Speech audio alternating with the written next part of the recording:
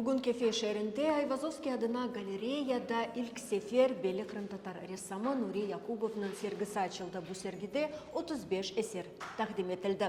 Сергі есе бір ай Айвазовский адына галереяда девам етежек.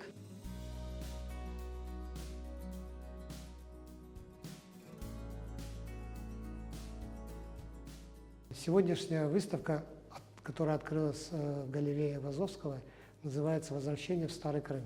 Здесь я умышленно поставил не с маленькой, не с большой буквы «старый», потому что здесь имеет значение и старый, как старинный, и город Старый Крым тоже. То есть здесь два смысла. В Феодосии зрители, которые увидят эту выставку, они должны вернуться именно в старинный Крым, посмотреть, что было здесь в старину. Надо было мне показать вот такую идею, вот исчезнувший Крым, да, именно старинный Крым. Моя задача была именно здесь вернуть их пониманию того, что Крым был какой красивый, и какой он был интересный, и какой он был культурный, и какой он был сказочно необычный.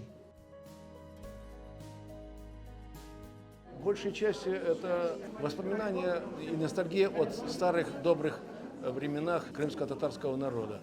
Но еще особенность этого художника в том, что у него картины имеют некий такой муар, слегка налет древности и старины. Поэтому это интересно. Для меня, по крайней мере, это интересно. Картины передают глубину и торжество крымско-татарского народа и их традиции, их культуры. Это очень важно.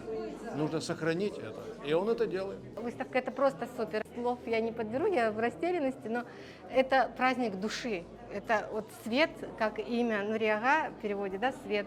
Это картина, вот гармония и счастье, я считаю, для нашего города. Это прям событие такое. Понравились эти работы, эта выставка настолько теплая, настолько приятно, что в Феодосии крымско-татарский художник представляет нашу культуру в таком высшем пилотаже. Это событие этого года.